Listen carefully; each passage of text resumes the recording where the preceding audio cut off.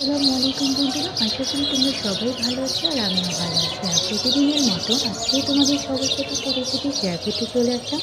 আজকে তোমাদের সবার সাথে শেয়ার করছি মজাদার রেসিপি পেঁয়াজ পাতা দিয়ে পাঙ্গাস মাছের দো পেঁয়াজা। তাহলে চলো কীভাবে রান্না করছি তোমাদের সবার সাথে শেয়ার করা যাক। এখানে পাঙ্গাস মাছের দো পেঁয়াজা রান্না করার জন্য আমি সব কিছু রেডি করে নিয়েছি।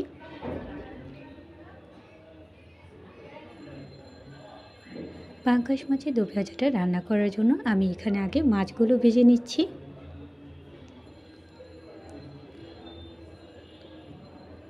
মাছগুলো এখানে আমি একটু মরিচ, হলুদ, লবণ আর রসুন বাটা দিয়ে মেখে মাছগুলো ভেজে নিচ্ছি।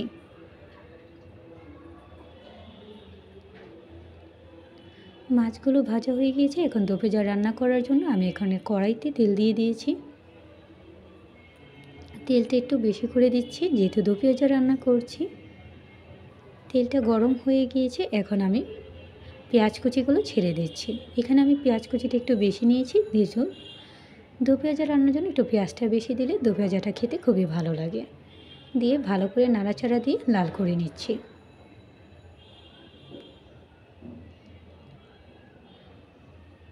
পেঁয়াজটা আস্তে আস্তে লাল হয়ে আসছে।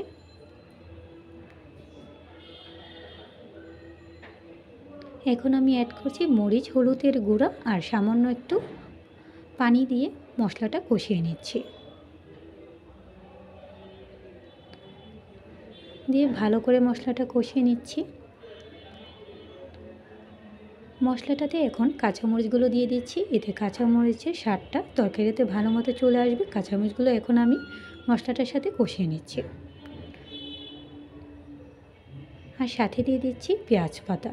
শীতের সময় পেঁয়াজ পাতাটা আলাদাই একটা দারুণ সুগন্ধ। এটা যদি দো পেঁয়াজাটাতে দেওয়া হয় তাহলে আরও খেতে ভালো লাগে। আর সাথে দিয়ে দিচ্ছি দেশি টমেটো। দিয়ে ভালো করে সব কিছু একসাথে কষিয়ে নিচ্ছি।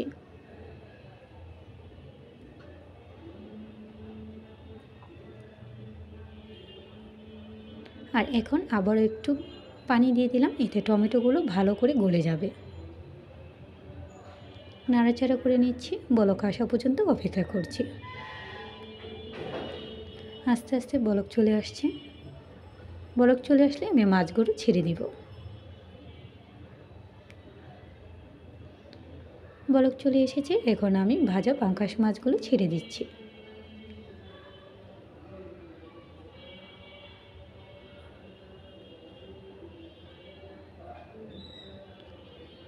সবগুলো মাছ ভাজা দিয়ে দিলাম। এখন আমি দিয়ে দেবো উপর দিক দিয়ে ছড়িয়ে ধনিয়া পাতা। ধনিয়া পাতাটা দারুণ সুগন্ধ। আর যদি এটা দো পেঁয়াজাতে দেওয়া হয় তাহলে কোনো কথাই নেই। এটা তেল চলে আসলে আমি নামিয়ে নেব। কিছুক্ষণের জন্য ঢেকে রাখছি। ধনিয়া পাতাটার সুবাসটা তরকারিতে ভালো মতো চলে আসবে। আশা করি তোমাদের সবার কাছে এই পেঁয়াজ পাতা দিয়ে পাঙ্গাস মাছের দো পেঁয়াজা রেসিপিটা ভালো লেগেছে। তোমরাও বাসায় ট্রাই করবে। আর কেমন হলো তোমরা অবশ্যই লাইক কমেন্টে জানাবে। আর অবশ্যই তোমরা যারা এখনও সাপোর্ট করোনি তারা অবশ্যই অনুরোধ রইল সাপোর্ট করে ফেলবে আমার নিত্য নতুন ভিডিও দেখার জন্য। আজকে এই পর্যন্তই। পুরো ভিডিওটি দেখার জন্য ধন্যবাদ। Thanks for watching my video. Allah হাফেজ।